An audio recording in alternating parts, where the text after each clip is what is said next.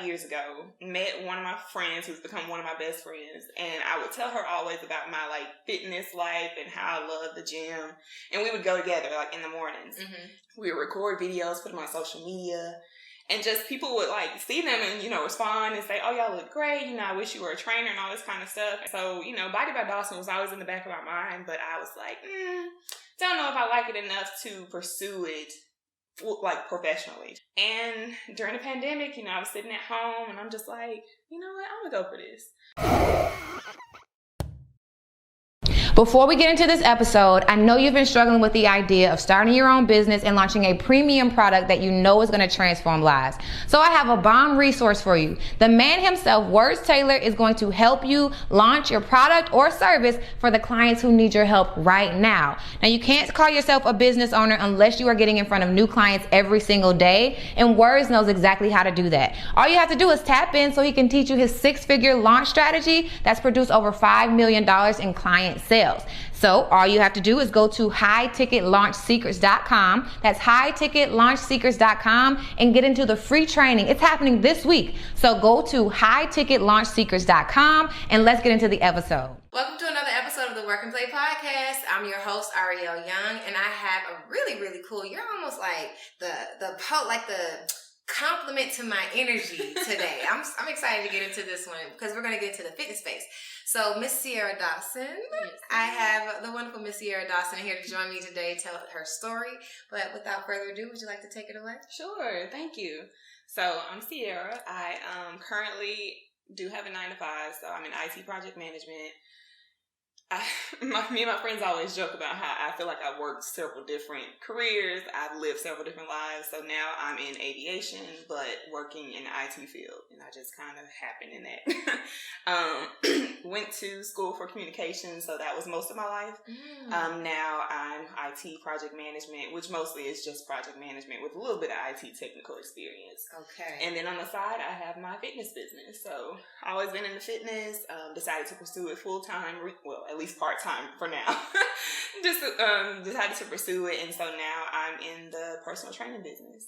That's a fact. Now she said side business, but listen, like she said, she's open for more clients, and the transition is real. So for sure. Let's get into these different hats. But before we do, I'm really curious about your love for passion. Now, a lot of people don't know, but in my past life, I had a fitness business, and when I hear you talk about your fitness business, I get excited again, and I'm like, oh my God, that life was just lit. So tell me a little bit how you get started in the fitness business. Yeah, so I was an athlete in school, like middle school, high school, played basketball, did a few things outside of that, but mostly basketball was it. And then college, I was so happy to not have to go to practice, listen to my coach, that I completely slacked off. Like, no working out. I didn't go to the gym, didn't look at the gym or anything like that. Gained about 25 pounds. Unhealthy weight. And I was just like, you know what? Something has to give. And it honestly wasn't until going into my sophomore year of college that I had to have my tonsils taken out. Lost a lot of weight from not being able to eat, of course. Yeah. And I was like, you know what? I like the way I look. I miss being this size. So got back into the gym real heavy. Of course, after I graduated, I actually got back in even more. So started back working out, eating right, cooking more at home instead of eating that diner food in college. Yes. And so after that, just started taking my health and my, physical fitness way more serious than I had been, and kind of getting back into that routine that I had like throughout my, school years. Okay. Started like going to the gym 1 or 2 times a day, making sure I'm like just focusing on stuff even at home, and then outside of home when I'm like active on the weekends with friends or just going to the gym. And moved here maybe about 5 years ago, met one of my friends who's become one of my best friends, and I would tell her always about my like fitness life and how I love the gym, and we would go together like in the mornings. And so she was actually leaving the job that we worked at together, and as she's that type of person where she gives gifts to the people who impacted her before she leaves. And I'm like, we're supposed to be gifting you. So one of the gifts she gave me was just this whole workout package. So it was a tank top with Bodied by Dawson on it, which is my brand name, a water bottle, and a sweatband. Because we used to always joke, Bodied by Dawson this, Bodied by Dawson that. And so it was a joke at first, and just, something between us. And we would record videos, put them on social media.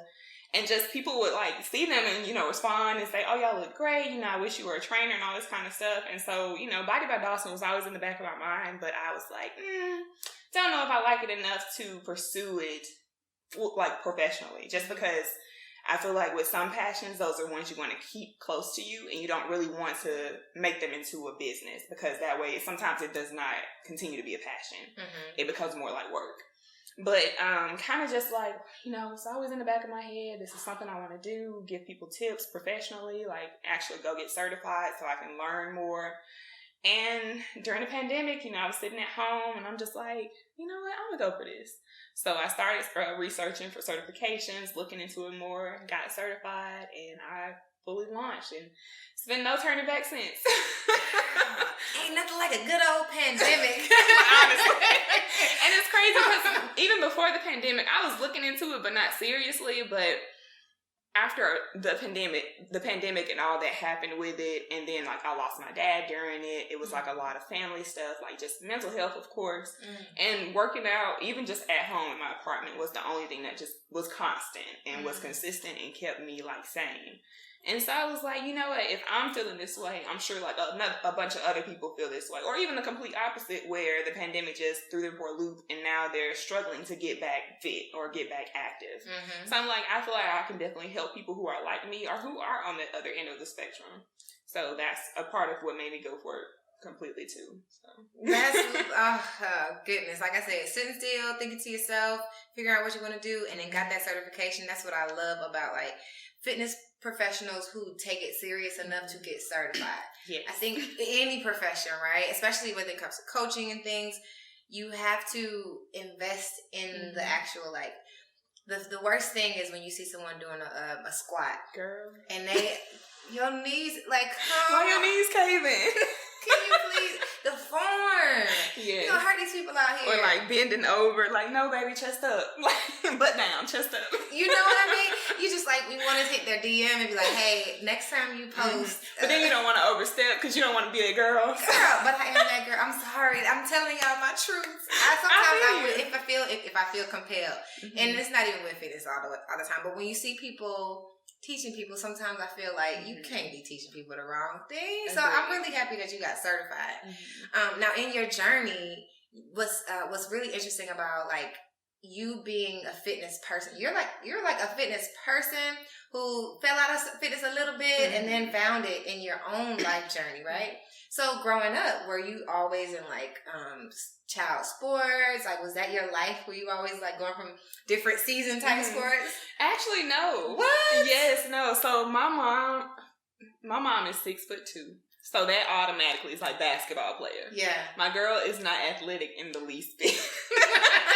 And so like my dad, my uncles, my granddad, all of them were like, into sports, of course. And with my height, they were like, I want you to play a sport. Even my like boy cousins would coach me in basketball. So I didn't really do anything like elementary school or even before that. It wasn't until maybe like 7th or 8th grade that I was just like, I'll go out for the basketball team. I'm tall. Everybody tells me I should play. Had no skills, like nothing. Tried out 7th grade year, did not make it. A little disappointed, but I'm like, it makes sense.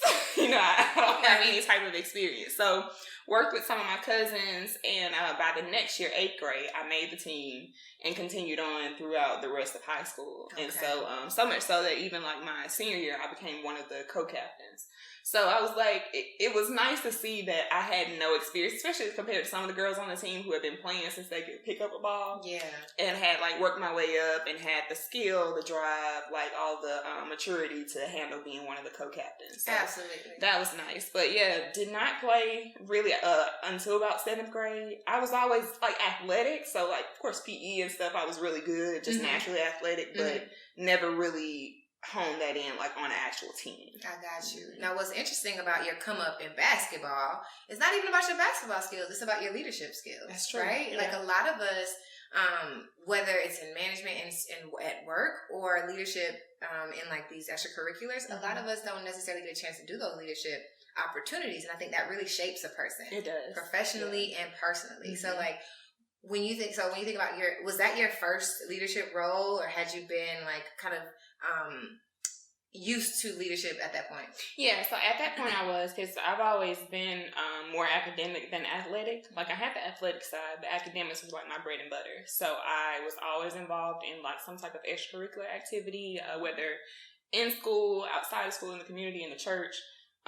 Had held various like leadership positions in those organizations I was in. So I was used to it, but I think in that area, it made more sense to me because I was so academic, I was so civic-minded, as opposed to not being the strongest basketball player and then also being deemed a leader in that space. So that kind of stuck out to me more than like the academic stuff, because I'm like, this is what I do. So, you know, of course I should be a leader, you know, hyping myself up.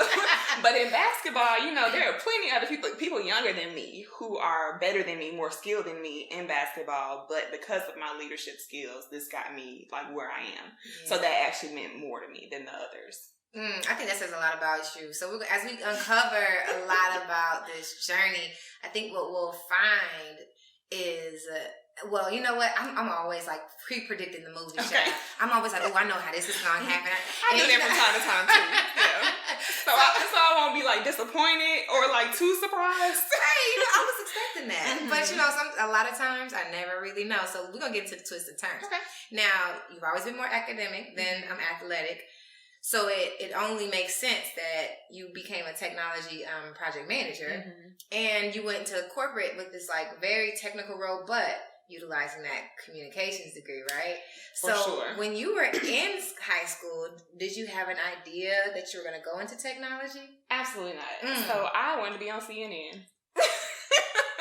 Yes, because I've always been a great writer, great at storytelling, just writing English, grammar, all that is like my strong suit. Even now, like I love it. So how you correct people for like form and stuff, I'm that person for like grammar and spelling. The period. You're missing a semicolon. You should use a semicolon instead of a regular comma. So just like, I'm very nitpicky when it comes to like grammar and English and stuff. So always wanted to be a writer. Decided that, you know, broadcast journalism was my favorite outside of just like journalism. Okay. So I didn't want to be like a news person, newspaper or print journalist. I wanted to be on TV, like CNN, like Anderson Cooper, Kate Couric, like my people. Yes. So I'm just like, okay, you know, this is what I want to do. Went to school, majored in broadcast journalism. Like, I'm doing it. I think I had a class my sophomore or junior year, and it was news writing and reporting, and then another was TV production. Loved both of them, like fell in love. But we watched like some documentary in the TV production class, and it was just talking about ethics in journalism. And I credit myself as someone who like has really strong morals. I stick to my guns. Like, I don't like to jeopardize my ethics and my like personal beliefs for work. Yeah. And so sometimes you may have to do that for the story, especially when it comes to news and like these big networks who require like the ratings, because they're all about the ratings. And so I'm just like, don't know if this is what I want to do. So, you know, growing up, when you think about communications, there are only like certain areas. So like TV, radio, or print mostly. Okay. And so I started pursuing like other areas. I didn't even know corporate communication was a thing. So like PR stuff, writing press releases for the company, acting as that communications liaison for the company. Yeah. And so even social media at the time was becoming a thing that companies wanted to get into. So my very first job was a social media intern for this private-owned company in Birmingham, in Alabama. And after I graduated, they hired me on full-time as corporate communication specialist. And so didn't even know that existed when I first like started off in college, but so glad it did, because it taught me a lot in the corporate world, and then also exposed me to a lot of like how you communicate for a corporate company, or how you even just send out press releases and stuff, and how it differs from industry to industry. Yeah. So definitely did not have technology anywhere in the mind. At first it was like broadcasting, then it shifted to just communications overall. And then like marketing kind of comes into that too. So I did a bit of that.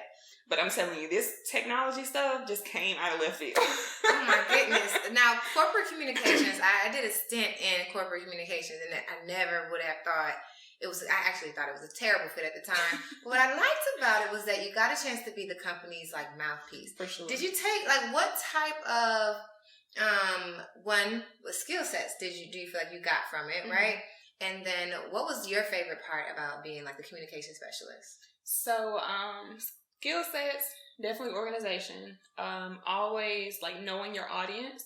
So the company was, I think they actually just hit their 100-year anniversary this year or something. Nice. So, very, very traditional. And it's so crazy because they had people come in and, 2 leaders. One's office was very modern, one was very traditional. So it was like butting heads within the company of how we want to move forward. But overall, very traditional, very, by the book and everything. Like we wrote on AP Style. They made sure I had like a subscription to apstyle.org or .com, whatever it is. Like they really wanted you to be like journalistic. Mm-hmm. And so I knew that all of it, the people we were working with, because it was more of a B2B type company. So the people that we were working with kind of were on that same level, like audience-wise, other businesses that we worked with and stuff like that. So I definitely had to be able to tailor and be versatile to who I'm sending this communication out to. Another thing is just always trying to kind of be innovative, because although they were very traditional and we're an older type company, they wanted to get into the social media space, but they still wanted it to feel like their tone, their brand. So I had to find very creative ways to make this interesting on social media so that we can grow an audience while also staying true to who the company is. So those were like some interesting skill sets, especially fresh out of college. Yeah. And I'm like, I don't have any like corporate communication experience. Like this is broadcasting, journalism, stuff like that. Yeah, sure.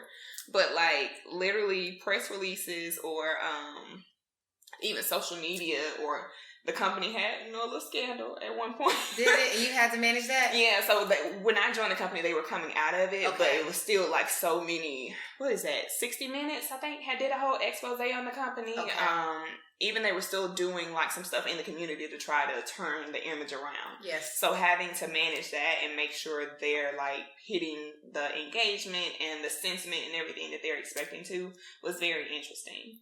I think that's a really interesting position, and a position of authority to be in your first role, number one. Mm-hmm. And there's something that just stands out about that type of role where you have to be the voice of the company. It's like you're finding the company's voice, mm-hmm. right, and the company's culture, and you're mitigating certain like things that are going on to the company's brand. But as a young person, how are you finding your voice? How did you figure out how to balance the two between speaking how Ciara speaks, mm-hmm. and then speaking how the company speaks? Honestly, I didn't find my voice in that position because, one, I was probably the youngest person in the company. 2, I was one of 3 Black people in the entire, well, at least, so the way the company is set up, they had the corporate office, which is where I was, and then they have other subsidiaries throughout the world. So they had a presence in Canada, in Korea, in the UAE, and like all over the world. Mm. And so, but the main focus was more so for the corporate environment. And there it was literally 3 Black people, 3 Black women, me and one of my friends who was around my age, and then an older Black woman.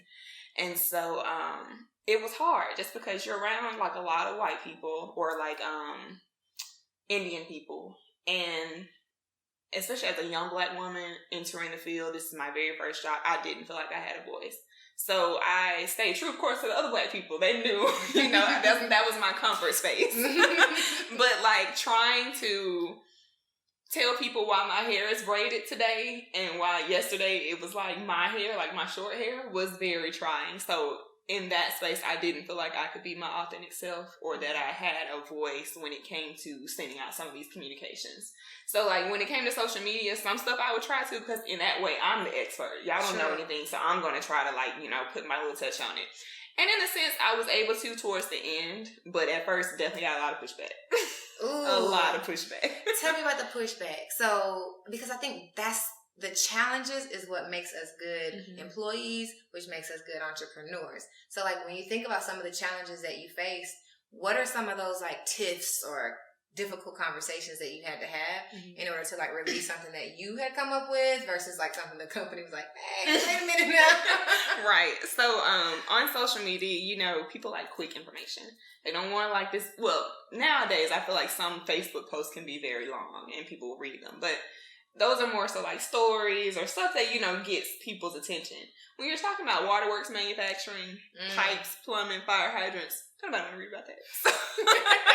So we had to find a way to like be as concise as possible. And so I got a lot of pushback from like shortening, which they felt like was taken away from the story or the content, as opposed to them wanting to basically put paragraphs on social media. So we did that for a while, and the engagement wasn't there, and they just, you know, they wanted more like water facts or broadcasting of their like supply and stuff like that. And I'm like, can we do some type of campaign of some sort, or even just like a series of some sort? And they were just like, no, I think we should stick to like putting out somewhat publications, you know, just facts here or what the company is doing there. And I'm like, people don't even know who you are. Like, they see your products, but they don't know that you're behind them, because the name of the corporate company is totally different from the products that are actually out there. Okay. So it was very hard at first, but eventually the communications director, so I actually reported to the marketing director at first. And so then when I became the corporate communications specialist, I started reporting to the legal counsel, which, you know, I see how it fits, but it doesn't quite fit. So me, the marketing director, and the communications director all reported up to him. So coming from a legal standpoint and having to have him like kind of vet everything, that legal eye and that communications eye are totally different.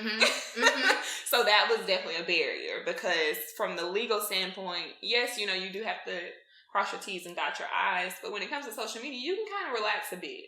But he didn't see it that way. So, like, some of the communications we put out were just, like, very dry, like, legal. And so, me and the communications director got together, and she was very like, well, you know, you're young. I feel like you can do what you're supposed to do. So, she got in his ear, and she was an advocate for me, too. So, she helped kind of turn his view around, and we were able to start, like, doing series on social media. So, I started this where if you see a product sighting, send it in. And we had a lot of submissions from employees, from other customers and stuff like that, even people just in the audience on social media. And that became a big hit. We started doing spotlights on different people in the company, so that was also a good series for social media. So just things to show that, hey, you know, we're a brand, but there are people behind the brand. So that was definitely a big help in being able to, like, come back at some of that pushback we got at first. Absolutely. And I bet it would be a personal development story as well, right? Also, to have someone advocate for you. Yes. It's a do or die situation when you're in corporate, and if you don't have someone who's an ally, you're kind of floundering. So, like, you can't necessarily think about, well, I hate to think about, like, what if you didn't have it, right? And then you'd be, like, just stuck under the thumb of the legal director telling you what creative stuff you can actually come up with. Now, part of the foundation of your story is you wanting to be on TV, right? So at the point where you get your first corporate job, I'm sure the money's good. Like, how are you connecting to, like, your why? Are you like, I was supposed to be on TV, or did you forget about it at the moment? So it still was kind of there, because I felt like the crux of what I wanted to do was get the story out to people. And I just always thought I was cute, so I should belong on TV. Say it, girl. And so I'm like, this is a face for TV. Like, I don't need to be behind radio or behind a newspaper or something. And so I was like, I feel like I would love to just, you know, sit behind the desk, make sure I'm, like, giving the people, like, the true story. And I felt like that was done even in my communications, like being in corporate. So some of the press releases we would send out, or even just like the news story, we even had an intranet where a lot of our team members would go and just get news around the company and everything. So even being able to, like, draft up those stories, it kind of played into the broadcast, or at least the journalism side of the broadcasting. So that was one way I kind of, like, rationalized it to me. Still, that's the key word. Exactly. I definitely rationalized it. I was like, you know what? I'm still actually doing this, just not on TV. So that was one way it made it okay. In the back of my head, even now, I'm still like, I wonder what it would have been like. Because I look at some of my classmates in college who went to do news and stuff for, like, smaller markets or started doing like stuff in Birmingham for like Fox and everything. And so I'm like, I love looking at them, seeing them win and everything. And sometimes I just wonder what it would have been like for me. But I do like the journey that I took because I still was able to do the communications. I was able to do the journalism and everything, like go to different people throughout the company and say, hey, what do you have? And like write up a story from that. So it's the same thing essentially aside from the TV part. Yes, and you got so much responsibility. Like being able to develop, again, your leadership skills, right?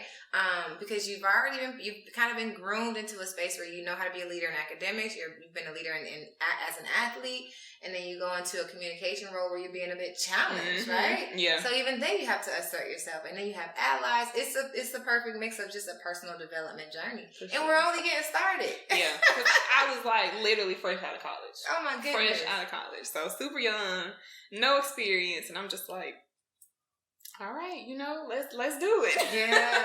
So how long had you been at this company? So I stayed there for about 3 years. Okay. Like I said, started as an intern. After I graduated, stayed there for about 1.5 years. And the social media intern position was brand new, of course. They were trying to get into the social space, so they needed someone to come in and own it. The corp composition was something they had created for me.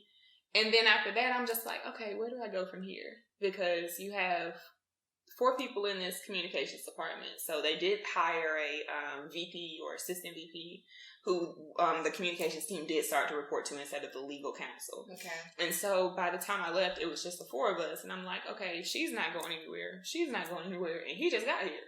So where am I supposed to go? Okay. And I was like, all this money y'all making, and we still, like, I'm only getting a 3% increase year over year. I was like, that's not cost of living for real. So I'm just like, okay, time to start looking for other opportunities. And, I'm young, don't have a husband, kids or anything, nothing's holding me down. I'm just going to apply everywhere. So I started applying in like Virginia and like New York, California, Atlanta, all over. And so I had a couple interviews in other states, and I was just like, don't really like the cold. I was like, it would definitely be a good opportunity, but, if it gets there, yeah, sure. But I'm not going to, like, truly pursue anything out there. Yeah. And so, applied for a couple roles in Atlanta. One called, and I interviewed for it. And I was like, okay, I felt good. They called me back for another interview, and the hiring manager was very, like, understand you live in another state, so if you don't want to come, like, we're making this worth your time, but if you don't want to come, we understand. I'm like, girl, no, it's good. So I went for a second interview, and it was like a writing sample that I had to do a writing test. And I don't know, maybe a week or so later, they called me with an offer. We did some negotiations, which I was proud of myself of. Tell me about the negotiation. Is this your first time negotiating? It was. You gotta tell me, how did that go? Yeah, so I've always been good at like research. I'm like, okay, what am I supposed to do professionally? Like, how does this work? And so my social media intern position, I'm just happy to have a job that's paying more than $8 an hour. The corp composition they offered me, and in hindsight, I'm like, y'all played me with that salary. And so I was like, okay, I definitely want something more. And then coming to Atlanta, the cost of living is different than in Birmingham. Yeah. So she called me and she offered me basically what I was making at my current job. And I was just like, I'm sorry, I can't do that. And she was like, okay, how much more do you want? And so I gave her like maybe a 7 to 10 range higher. She was like, I don't know if we can do that. Because at the time, I didn't know the company was broke. And so she was like, oh, okay, well, let me talk with my boss and like finance and everything. So she called me back and she was like, we can go a little bit higher, especially since you have more experience than some of the other girls. And I was like, I appreciate that, but so I did negotiate. I was like, y'all aren't moving me to Atlanta. I said I will foot the bill to move myself, put myself up and everything. But if I'm doing that, I feel like I could at least meet me here. And so she was like, okay. So she, took it back, and eventually they did meet me at that number. That's not bad. Between me, saying that I was gonna move myself, and then having the experience that I had, and just asking for it. Yeah. She did, meet me higher than what they originally posted for. So I was really proud of myself for that. That is dope. Wait a minute. Now I have to ask, and hopefully you're comfortable with it. One, when was this, and what was the number? The top 3 responses that I get when I ask, why do you want to leave corporate America, are that you want financial freedom, you want to own your own time, and you want to build a legacy for this generation and generations to come. Now, this is not a solo job. In order to transition from your 9 to 5 into entrepreneurship, it's going to take community and it's going to take resources. And I've created the community of pioneers who are going to wrap around you and help you make that transition successfully. So if you're interested in leaving your job, go ahead and click that information below. Let's get into the community and let's transition from your 9 to 5 into entrepreneurship successfully. Now let's get back to the episode. So, let's see, this was moved here in 2016. Okay. So I was making like 38 at the first job out of college. And she was just like, well, you know, it's supposed to, she told me, she was like, it's supposed to be 36, but we can offer you 38. And I was like, that's not going to work. And so the 7 to 10 range I told her was like, what did I say? Anywhere from like 45 to 48. And she was like, oh, we can't do that. So she came with like 40. And I was like, I can't do that either. And so I told her, I said 42 to 44. I gave her a range. And she was like, we can do 42. Okay. And I was like, okay. Because actually I would have settled for 40. But I was like, why not ask for more? That's it. That's it. It's like, why not? And then the good thing about it is you didn't know the company was broke. Did not. And that's the part of it. I think there's something about that. When we as black, and I say black women, I'm a black woman, so I identify with black women. It's like, if you tell me you're in a bad spot, it makes me not want to. Exactly. Oh, they don't have any money. They're struggling. Look, but you know, in hindsight, I probably would have did that. Like, I probably would have been like, oh man, you know, I know they're in a bad position, so I don't want to ask for more. But knowing what I know now, if y'all want me bad enough, which it seems like you do, I'm gonna ask for it anyway. Yes. And you'll make it work. So like, and that's one thing I've learned now in my position and have grown from. Like, if you want me bad enough, you'll make it work. Yes. So, but yeah, I definitely would have probably resorted how you said, oh, you know, I don't want to ask them for too much. So I'm glad I didn't know. Absolutely, girl. Ask for what you want. That first negotiation is, you know what? How was it for you? When you finally did, was it a call? Yeah, it was a call. And it's crazy because they were in like some type of leadership conference that they would have every year. And so I didn't hear back from her after like that first like pushback. And I was just like, uh-oh, what's going on? And then she emailed me like a real short message. I guess she did it from her phone. She was like, hey, we're in a conference and we're going to be in it for the next few days. So I'd really like to get this wrapped up soon. So I'm like, well, come with it then. And so she called me. What's funny is I was at work when she called and we doing this negotiation. But luckily the guy whose office was across from mine, he wasn't here. And I was in a cubicle. So I just went in his office, closed the door. And I was talking to her. And she told me, she was like, we can do the 42. And I was like, okay. I was like, all is great. I was like, send me over the offer letter. Because I wasn't telling my current job until I had something tangible. And so I said, send me the offer letter. We'll get this situated. And then, you know, we can decide on the start date. Girl, as soon as I hung the phone up, I was like, whew. And so one of my like good friends who worked with me, she peeked around the corner because she already knew what was up. She was like, we good. I was like, we good, girl. So it felt really good. And you know, I couldn't like rejoice too much because I was at work and I didn't want to let them know just yet. But it felt great. It felt so good. I think that is such one of those like badges of honor. You know, like as much as I talk a lot about, you know, corporate versus entrepreneurship. The one thing that I think a lot of people in corporate should get an opportunity to do is negotiate your salary. I think that is a huge personal development experience to ask for what you're worth, right? Yeah. And get past that. So that's pretty cool. And you know, with that, I feel like, because I found myself doing this, the next job I got after that, they gave me like a $15,000 increase in my salary. And so I didn't even ask for anything because I'm like, $15,000, you know, that's a lot. And so where they're putting me at is good. So I didn't even negotiate. And so going into the next position, it was the same thing. I got another like $15,000 salary increase to take on the next position. Tell me you negotiated more. I negotiated that time.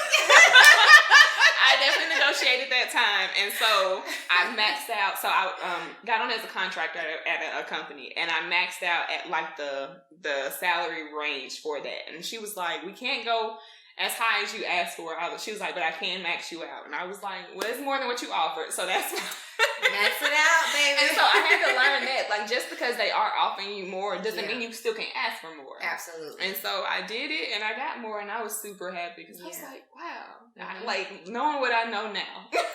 Absolutely. And what's interesting, what's the most important thing about it is asking. The ask is, of course, it's important. I think as Black women, and as women, I think. We come in with the whole research. We know exactly why you owe us this much anyway. Yep. And so I don't want to take away from the fact that research is heavily done in this process. However, really more than half the battle is really just asking. Honestly. And being confident enough to know that you're going to get it. Yeah. So are you, out of all this stuff, are you still doing fitness at the time? Myself, yes. So I'm still like working out.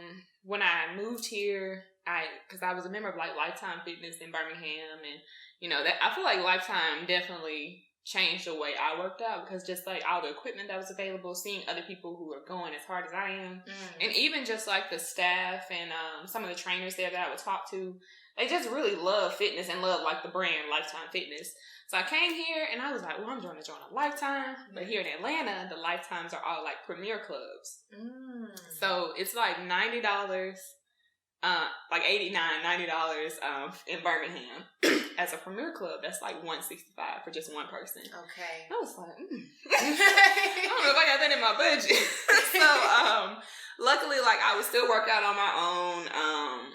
Out like just outside, random stuff in my apartment. There were gyms nearby that I would go to, and then my company started like contracting with another company, and so we were able to use that company's gym. Okay. So that's when I started going with my friend, and that's how Bodied by Dawson started being created. So Bodied by Dawson has been in the works since like 2017, and I actually didn't pursue it for real until like 2020. So. Wow. So when you say it's been in the works, what were some of the first couple, and then, so because between 2017 and 2020, you got the gift. So like, what was the evolution of Bodied by Dawson?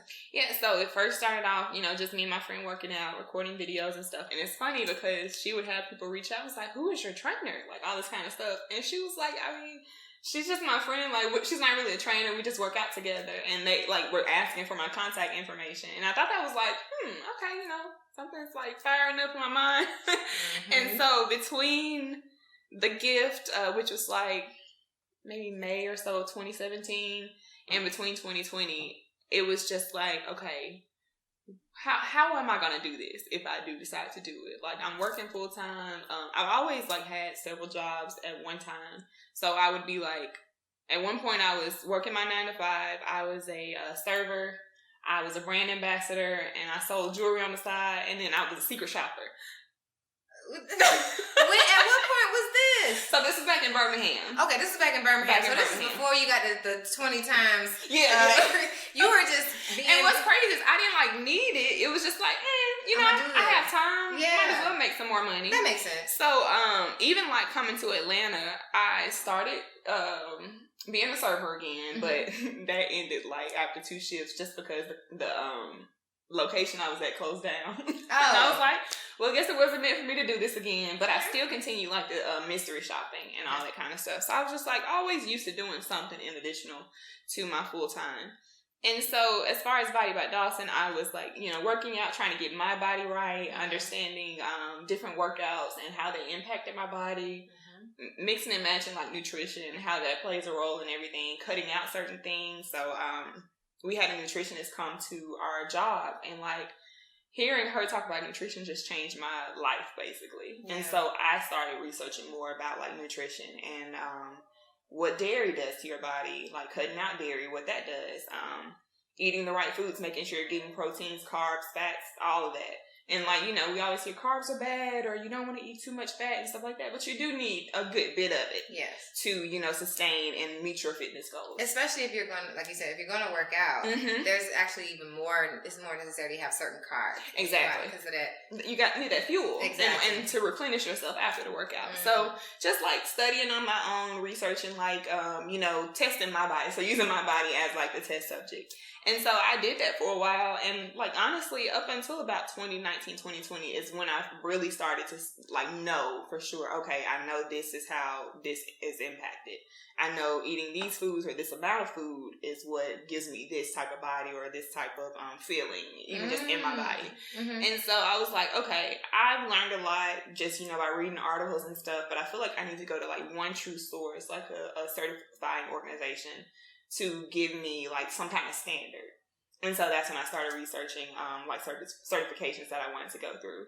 And so I looked at some of the higher end ones, like the A certification or the NASM and all those. And I was just like, okay, you know, I see a lot of people with those. And I was just like, but, you know, do I have time for some of these and all this kind of stuff? So I did wind up getting ISSA-certified. Okay. And I was like, I like this because it's at my own pace. And I do feel like some people take advantage of it because since it is like at your own pace, you can literally just go through and like guess at the quizzes, at the tests and stuff like that, and keep it moving. Now, if you want to get a specialization, they require more. Like, you do have, like, the test answers, but then you also have to do short answers questions. So, like, so they know that you're giving your actual answers. So you have to do ISSA? What's ISSA stand for? So it's the International Society of Sports Association. Okay, gotcha.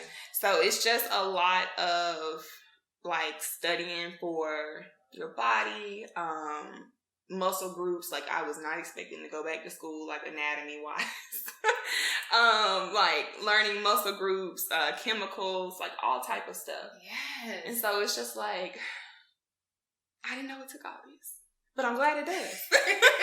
How did you did ISSA help you identify your style of fitness training, or how did you know what kind of fitness you wanted to do? So definitely did, because they do have like a lot of certifications or specializations. So I knew that I wanted to do like glute specialist. So that's one of the certifications I received. Oh, we can get booty around you then. Exactly. Okay. And I was like, because I know, like, personally, like, it just runs in the family for me. It's genetic. So I always wanted to like make sure I understood how to like tone it and like especially like your thighs and stuff. And even just your glutes. And so I was like, oh, this is a good one. You know, that's a focus right now. Yeah. Everybody wants a big butt. So, well, then let me ask you this then. Because everyone wants to know. Like, if you have a pancake booty, is there no hope? It's hope. How there is hope. Where is the hope for our pancake booties out here? So you have to do the right exercises that target, like, your hamstrings. A lot of people don't understand that a lot of, like, glute, like, look and feel comes from like working your hamstrings as well. So you do have to work like a lot of like your legs, your thighs, and like there are exercises that target like your butt, your glutes. But then food. Okay. A lot of people don't realize that you have to eat. And you have to eat the right stuff. So you do need like high protein. Like I tell a lot of my clients, eating high protein helps either one, weight loss or weight gain. I was like, because with the protein, it's kind of going to help you shape your muscles, like grow your muscles and shape your body. Because if you lose a lot of weight, but you're not eating the right foods, like, no shade, but you're like a little blob. So I was like, so you want it to be nice and defined and toned and everything. And so I do feel like there's definitely hope for the pancake girls. If you do the right exercises and eat the right foods. Okay. Listen, it's important. I think I have debates with women with like pancake booties and like persistent, like, no, my booty doesn't do that. And I'm like, but it does. I don't know if I stayed in the fitness industry long enough for me to have a pancake booty success story. Got it. But like, and if you have, I would love to hear like a journey of like how you got a girl to go from like, no, my booty is pancake, it's never going to change, to like, okay, just for her to even accept the fact that it can be. Like, what's your experience working with clients like that? Unfortunately, I haven't had anyone like that, because I will say with a lot of people, they want to work out, they want to change their bodies, but they don't understand that it will take time and that you have to be consistent with it. So I've had some people like come to me and they start, and then they're just like, I'm going to just fall off because I don't see results in like 2 weeks. I'm like, people have worked years. I worked years to get my body where I wanted it to be. Like, yeah, I had a good foundation, but like, as far as like just the tone I wanted, the muscle tone, that took a while to grow. Yeah. And so, unfortunately, like I said, I haven't had anybody yet, but I have had people like see how lifting weights has definitely helped change like their body, the way their body feels, or just their tone. Because you know, everybody's like, oh, I don't want to like Wonder Woman, I don't want to be muscular, and I'm like, do I? Like, right. Right. Because I feel like just sitting here, I'm fine. But like if I flex, you can see that I have the muscle tone. Listen, if you want to...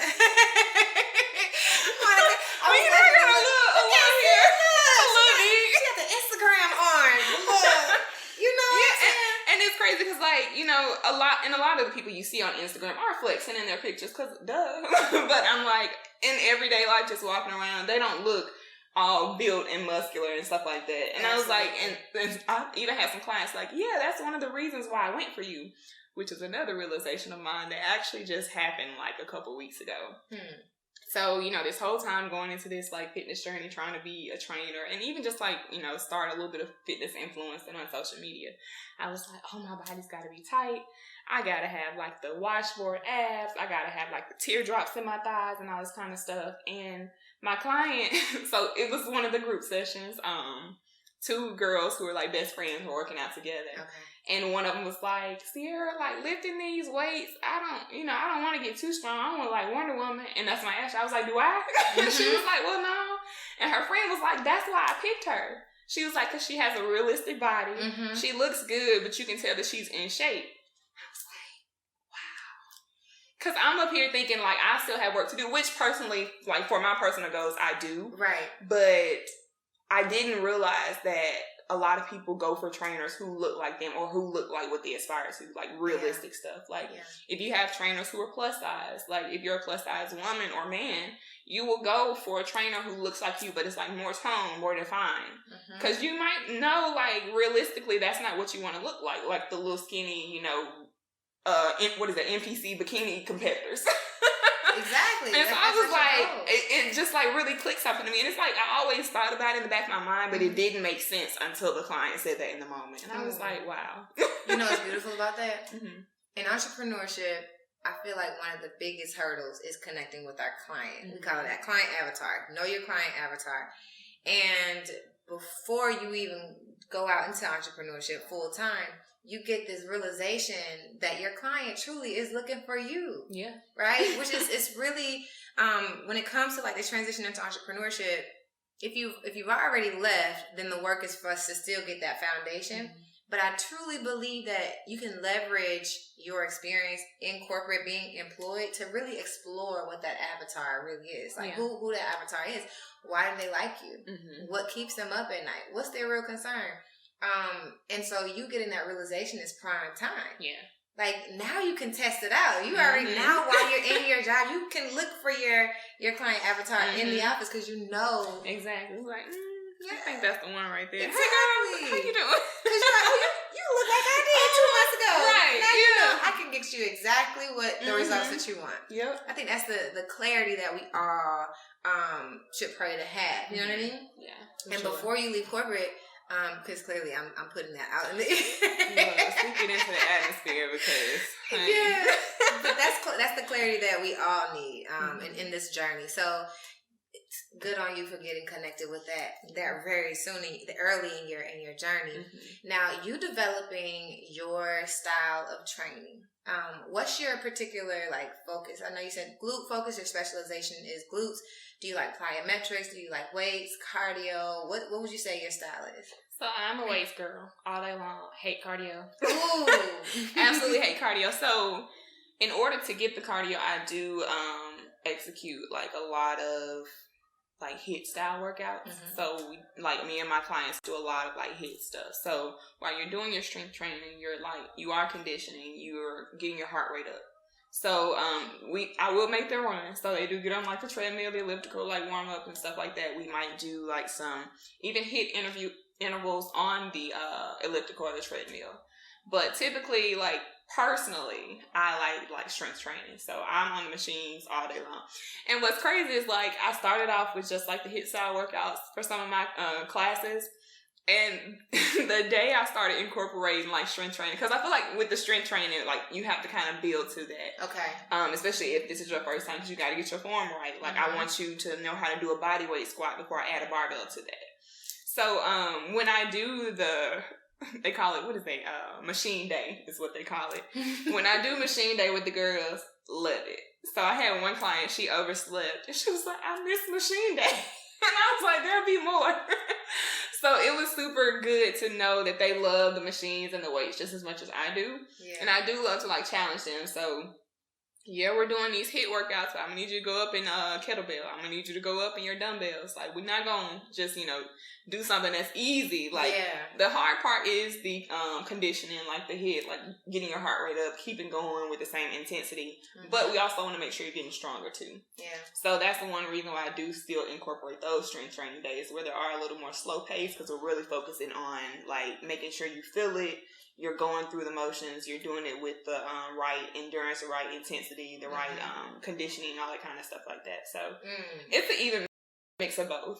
Like I said, I do try to incorporate just some standard cardio since I know that's important as well. I'm a cardio girl. Really? Yes, I am. I love a good sweat. I'm like 5 minutes in. If I don't have you sweating, then we're not doing what we're supposed to do. Gotcha. I'm always talking about sweat checks. So yeah, that's a big thing. Mm-hmm. But personality is another thing when it comes to picking a trainer. Mm-hmm. So like, how did you, or how are you exploring like what your personality is as a trainer? And then what type of personalities are attracted to you? So, it seems like people who are like me, so I'm very, like I mentioned to you earlier, I'm very kind of reserved, especially if I don't know you very well. I typically, even if I do know you, or depending on the setting, it doesn't matter. I really only speak when I have something to say. So I'm not just talking just to hear my voice. So even with my training, like, it's not a lot of just talking randomly and stuff like that. Now, I do train my friends, so that's different. Because sometimes we get carried away. I'm like, all right, y'all, this is really bad.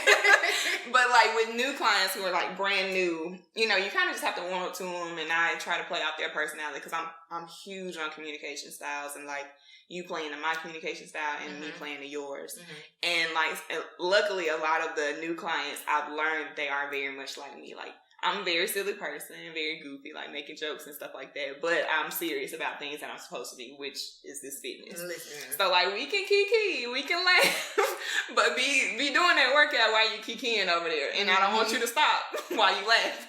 Listen. So exactly. The last two, the form was bad. So give me them again. Yes. So I do have a lot of clients who like we have great times. Like, I have some clients, they call them 3-point turns when it's like a lot of movements in one exercise. And so I'm like, y'all, we doing some 3-point turns today. Mm-hmm. And so, like, it's good to have that, like, rapport with them where I can joke, but they still respect my authority. So, definitely where I'm being personable with them and letting them know, okay, I am a person, I understand you're a person. We can have a friendship, but always understand that I'm here to help you get better. So, please give me that respect and, like, knowing that what I'm saying is like where we're supposed to be doing, and that I may joke with you, but ultimately we need to handle business. Crack that whip. I feel like you cracked the whip without even cracking the whip. Mm-hmm. You say everything so professionally that I'm like, okay, well, let's... And that's not, and it's crazy because that's what I tell them up front. I'm like, I am a very like, cut and dry person. I was like, I'm not a sugarcoater. I don't like for people to sugarcoat with me. I was like, I'm gonna tell you straight up, but I'm not ever gonna like disrespect you. I was like, if we're doing something, I'm going to push you. I'm going to, like, motivate you and everything. Sometimes I might let the client slide on some stuff. Like, all right, instead of doing 5 rounds, we'll do 4. I'm going to take it easy on you today. I'll let them negotiate with me here and there. But ultimately, it's like, all right, you need to go harder, or like, no, correct that form, or I don't feel like you're giving me all you got, like push through, all this kind of stuff. So they know up front that I'm very like cool, I'm very like even tempered, but like we gonna get the work done. That's really good. I've had clients tell me, no, like, oh, this hurts, and I'm like, oh, are you okay? Because I'm all thinking about the injury. And they're like, I want you to push me more, like and I'm like, oh. And I had to learn that too. Yeah, to learn how to push people. Mm-hmm. And even like if something hurts, be like, yeah, it hurts because you don't work that out. That was one thing, and I will say there's a fine line between that, because you don't want to push someone to injury. You don't want them to feel like it hurts in a bad way, right? But you kind of have to know, and that's one reason I advocate for doing your workout. So like every workout that I give to my client, I have done. So I know, okay, at this point this is going to feel like this, or at this point this is going to hurt, or after 3 rounds I'm really going to need to motivate them.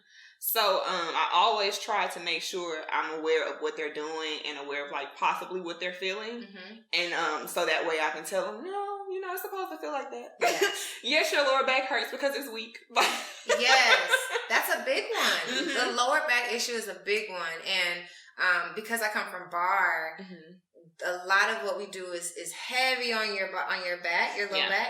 But I think with you, one, that you've been certified, two, that you understand the difference between pain in your lower back and then like strengthening your lower back. I think that's the safety in having a trainer. For sure. Actually be able to like look at your form. Okay, everything looks good, so you should be fine. As opposed to like, you're hurting yourself because you're doing this wrong, so your bones are probably going to be weaker because of this. Yeah. That's the benefit of having a coach. Yeah, because I will say there are a lot of things I've learned just like looking at other people, because I can see it in myself and I know how to correct myself, like whether I'm looking at a mirror or not.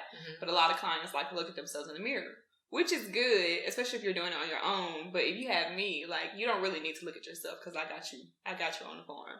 So a lot of times, especially if you're doing like Romanian deadlifts or good mornings where you're like bending over at the waist or something, if you're looking at yourself in the mirror, your neck and your spine are not neutral, which is going to lead to some injury or some pain in like your upper or lower back.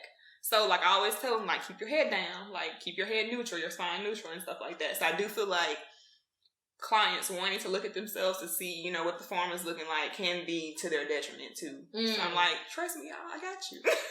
That's also another benefit. I hadn't even thought about like the fact that when you have a coach, you don't have, when you have a good coach, right? Because if they sit here letting you do the wrong form, it defeats the purpose. But with a good coach, you don't have to be so consumed with the mirror. You can literally zone out into the workout. I love that. Yeah. I love that. I'm curious about your balance. Like, you're still in corporate. You're still in your 9 to 5. You're still running a pretty successful business right now. And so when it comes to managing the two, it's time consuming. You have to, you know what? Every time I think about the solution, I feel like there's a journey behind it. So help me understand, what were some of the challenges you found balancing your business and your work? And then what are some of the things that you put in place to kind of make it work for you? Yeah, so it has been hard, like especially these last few weeks or so. At first, it was like, okay, this is cool. I'm able to like create content for social media. I can go train clients. I can go to work, even like focus and be super productive at work. And then I still have like my personal life on the weekends or in the evenings. And then I started getting more and more clients. And then work started picking up because in my 9 to 5, end of year is a huge thing. So starting in like late September, early October, we were like back to back to back, like project deliveries, all this kind of stuff. So it's like, all right, this is going to be a test. And then I have like 6 in-person clients right now. And most of them are like different times. So I literally train every day of the week except for Fridays. And then even Saturday mornings, I train my mom. But, she don't really count because she don't pay. So, but I still, give her my all too. Absolutely. But, I don't know. It's been hard because having to wake up early in the morning and train, go to work from like maybe 8:30 to 5:30. Train after that and do it all again the next day. So I have been struggling with creating content for social media. Okay. I've even been struggling like working myself out. And I've noticed a lot of trainers don't really work themselves out as much as they were, when they were first like getting started or building their business, which is why nutrition is a big thing. Exactly. So it's been definitely hard trying to balance everything because I'm literally like from about 5 a.m. to maybe like 10, 11 p.m. at night, sometimes later, on go. Yeah, doing something. Giving something to others. And even like having to, like for myself, meal prep and stuff. So I don't really do the meal prep thing. I prefer to cook because I do love cooking. So I will prep out my meals at the beginning of the week and then just, of course, throw them in the pan, the oven, the air fryer throughout the week. So that has often been a struggle because I'm not able to dedicate as much time to cooking as I would love to. So it's been definitely figuring out, one, how to give my all in my corporate world, in my entrepreneurial world, and then also like my social life, my personal life. So, and honestly, I'm still like trying to find that balance. So some things I've started to do are like being really intentional about my planning out my week ahead of time. Okay. So on Saturdays, I'm kind of putting things in motion. All right, I know I want to do these type of clients with these clients this week. I have an online client who I send her workouts, and she does like 3 workouts a week, and I send her all of those on Sunday night. Okay. And so that way she can go in, do them at her own pace. So I have to, if it's a new workout, I need to go record it. If it's something that I already have recorded, I just, of course, send her links to the demos and everything. So on Sundays, I do my grocery shopping and everything, come home, plan out that client's workout, get her squared away, meal prep, and then I start planning out all the other clients' workouts. Okay. Soon, I'm hoping to start at a gym. That way I can quit going to everybody's apartment or something like that, and I can go to one standard place. So 6 in the morning, come here, and we have this one spot. 6 in the evening, we're at the same spot. Yes. So instead of running around to different points in the city, now I can cut down on travel time. Of course, gas being spent. Instances where clients don't show up, and I'll come to your place. So at least if I'm at a gym, I can I know people are coming. So even if you don't show up, I'm still not losing out on anything. It's not just a total bust for me. Yes. So that I've had those obstacles, but I'm slowly putting in processes that would definitely help alleviate some of the struggle with timing, because and having to maximize my time, because that has been something that I definitely have to learn with this. Just being able to maximize the time I do have. The best way to support the Work and Play podcast is by subscribing to the YouTube channel and by going to your favorite podcast player to subscribe and rate the Work and Play podcast. That's all you have to do. So if you are liking the Work and Play podcast, the content, the stories that we're sharing, and you know that this will help someone, go ahead and share the content to someone who could actually use it and help them on their journey to transition from corporate into entrepreneurship. Now let's get back into the episode.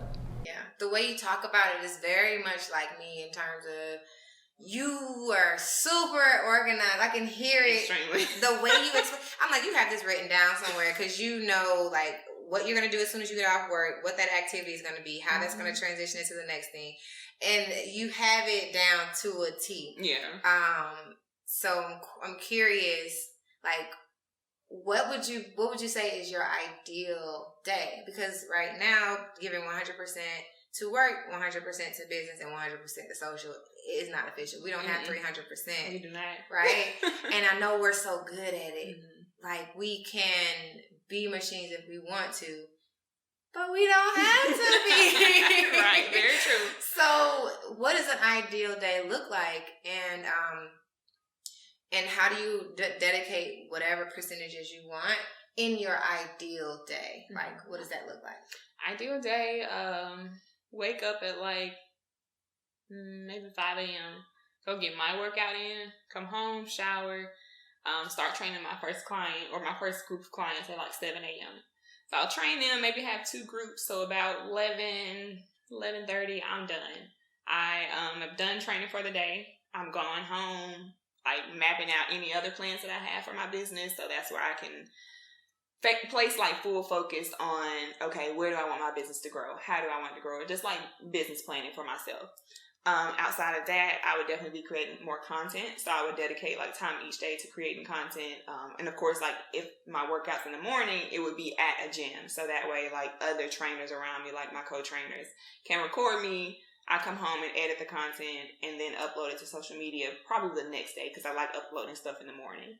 And then have the rest of the evening to myself. So if I want to do online coaching, I can have my girls log into the Zoom. And I say girls because I typically exclusively train women. Have them log into a Zoom session. So, all the online workouts that I've given them, making sure their form is correct, making sure their intensity is right, that they're motivated and everything. And then waking up the next day and doing it all over again. And you see, I didn't include my 9 to 5 because it's not in there. My 9 to 5 is not there.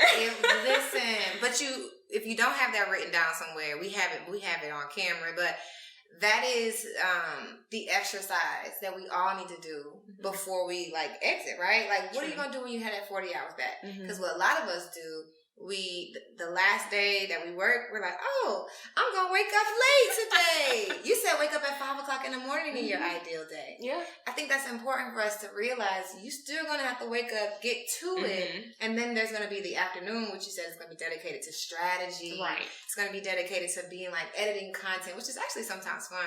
Yeah, it is. It really is.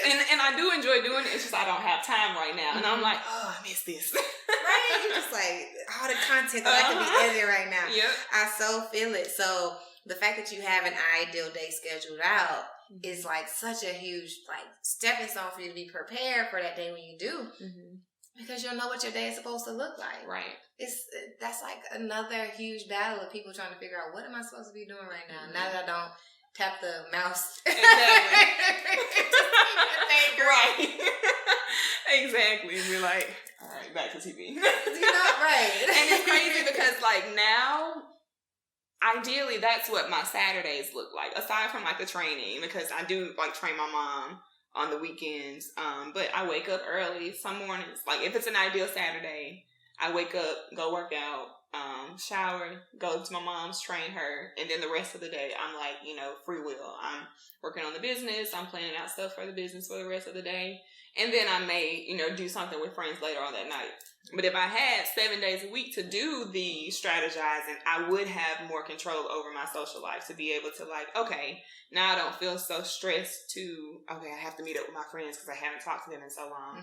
Because I could do all the strategizing and everything Monday through Friday. Yes. Because like I don't believe in working out for real on Sundays because the Lord rested and so do I. But I will like, of course, work on my business because that is the day I do like plan out a lot of the stuff for the week. But yeah, honestly, my Saturdays now look like how I want my whole week to look for the rest of my life, honestly. That's beautiful. Hey, having an idea is literally half the battle.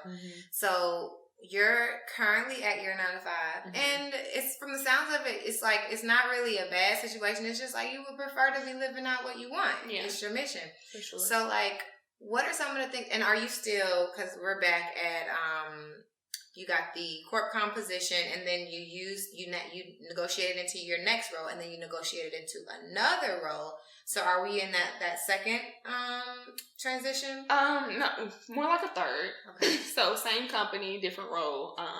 This role is like a full-time position at the same company.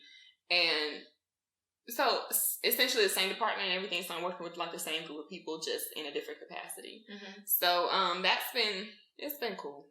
I got you. It's been cool. Yeah. What are some of the challenges you've experienced when it comes to navigating the corporate world? I'm definitely showing up as my full authentic self. And I actually had a conversation with 3 other women maybe a couple weeks ago. We had a town hall for my department. And so one of the breakout sessions or the focuses of the town hall was just diversity and inclusion. And so we did breakout groups of like 4 to 5 people where you just talk about, they gave us like the diversity wheel, and you spoke out about 3 of the diversity characteristics that really spoke to you and that would make you more comfortable and empowered to better do your job and support it. And so mine were work experience, because like I said, I've lived different lives. I've worked so many different jobs in so many different industries, but because I'm younger in the workforce, a lot of people don't think about that or think that's a thing for me. One, my race, of course, I'm Black. And I need you to understand and respect that when, like, you know, considering my thoughts and opinions about things. And then my other one was just like my communication style, because the way I like to communicate and be communicated with are very important to me, because I feel like that drives my efficiency and that helps me kind of like build that rapport with other people. So the biggest for me was being Black. And like I said in the breakout group, now that I'm older and have more work experience, I am way more comfortable showing up to work as my authentic self. Like, I don't feel the need to code switch for real anymore. I don't feel the need to wear my hair a certain way. Like, I might come in with like my booty braids today, and next week I got faux locks. So definitely before, especially working in companies that are predominantly white, you're just like, I don't want all the questions today. Like, you come up to me asking how you can get your hair like mine. Like, first of all, it's passive aggressive. Like, that's a microaggression. Leave me alone. and it's crazy. And the sad part about that, like, especially my very first job, a lot of people did not realize that, because one guy in particular had never really been around Black people like that, because he was from Utah, I believe, and never really grew up around Black people and didn't know really the appropriate things to say. So it was just always very interesting. But even outside of that, one of the things has been just the whole nature of corporate, like having to go to so many people for approvals, having to not having full autonomy over like the stuff you put out because you have to go to so many people for approvals, and now you got to like incorporate their feedback or even just wait on them to give you feedback. So now you're pressing against my timeline. Yeah. Another thing has been just timing too. So you may have something that you need to get out, but because you have to run it by so many people or factor in these people, now you gotta prioritize what you need to get done against what they already have in your queue. Yeah. And I feel like one of the biggest is things that come down from leadership that don't really make sense, don't really, you know, make a big difference, but because they said do it, now we gotta drop everything and do what we gotta do. Yeah. And then what makes it even worse is especially once that kind of falls by the wayside. And they're like, actually, forget about all that like 3 months work you just put into it and all the like other stuff that you were doing that's important that you put to the side. We don't even want to do this anymore. And now you just like, you know what? Let me leave real quick. I gotta take a walk. So that's happened several times, and it's very annoying. But those are probably like my biggest obstacles in corporate. Okay.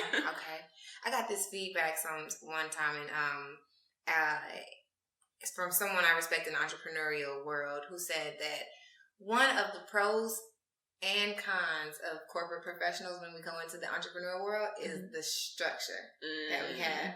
Structure can be such an asset, especially in a world where people have never had a corporate job and don't know about structure. But then structure can also be a hindrance because we don't know how to kind of go with the flow. We're waiting on those second checks and third checks, and we have a process to doing things, right? So where do you allow flexibility or spontaneity in your life? Oof.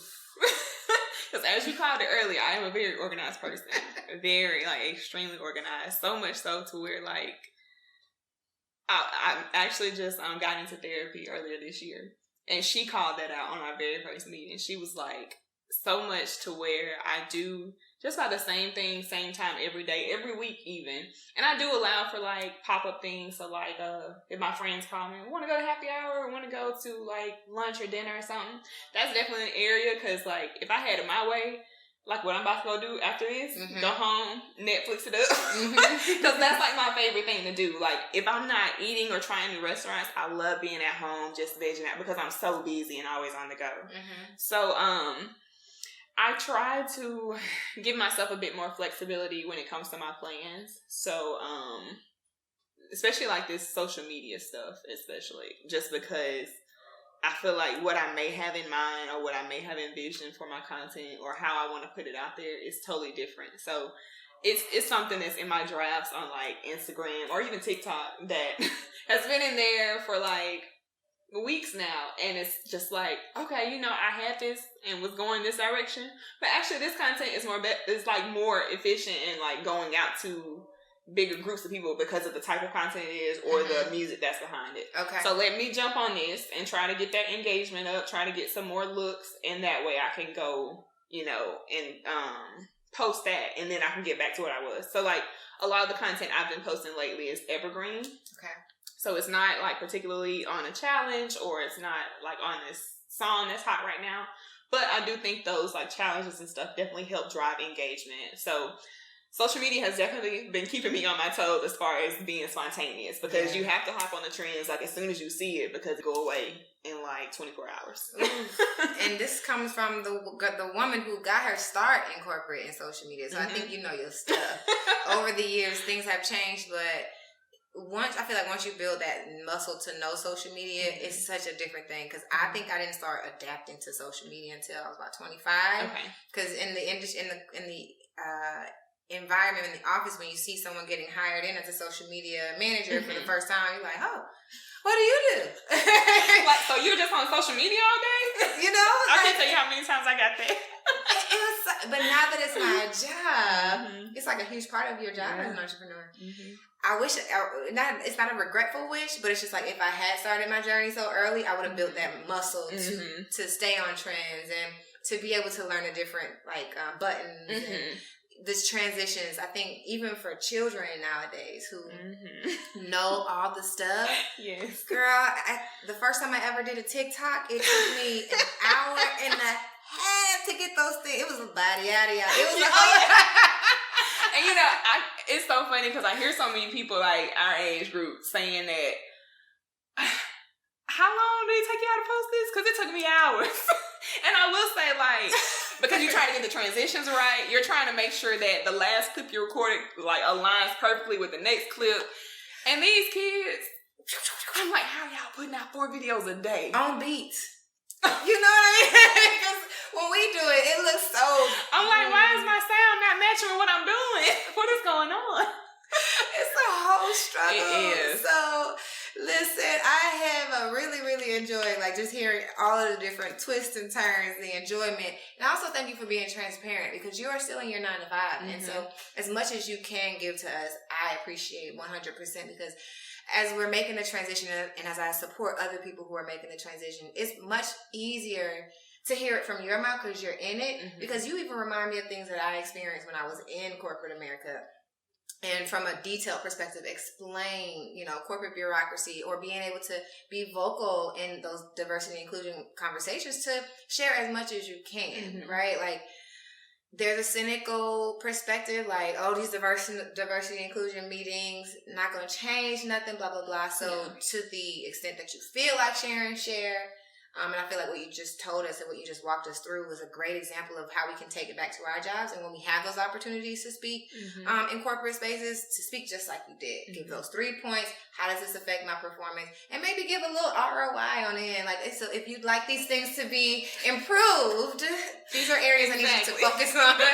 Exactly. Let's make the business case out of this. Mm-hmm, so for sure. I have really, really enjoyed your story. There's one other thing that I'm thinking about, and it's for people who have not yet, even though you're in therapy for organization, I think that's a huge stepping stone for people who want to go into entrepreneurship. You have to know what your day is going to look like when you leave. But first, you have to manage your day now. Mm-hmm. I even had a client just last week ask me, how do I plan my calendar when I have clients and I could schedule a meeting at 12 o'clock, but I just don't know how things are going to shift throughout my day.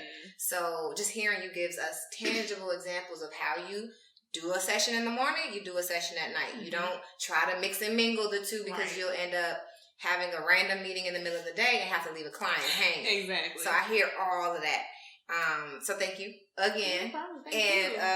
The question is, so it's like, if you think back to that person who hasn't started doing it as efficiently as you have, what would you say? What's that word of advice that you would give someone who wants to transition but haven't even started their business yet? Be real with yourself. Like, always know what you're capable of and what you're not capable of. So I feel like for me personally, I had to have a very real conversation with myself about, okay, you know, this is your strong suit. You know, these are your areas of weakness.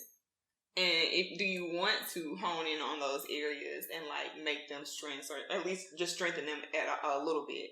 And so being honest with myself about what I can and can't do has definitely helped me a lot, because I am a very, oh yeah, I got you, or I can incorporate this. And I still struggle with it a little bit with taking on all these clients, knowing that I still work a 9 to 5. So I have definitely had to start turning people away. Like, yes, I want you. I want to like help you. I want, you know, the income. However, realistically, I know that this does not fit in my schedule. So while, yeah, of course, as a business owner, I want to make a profit. I want to be, you know, have the income to support myself and the rest of my business growth. But I can't kill myself doing it.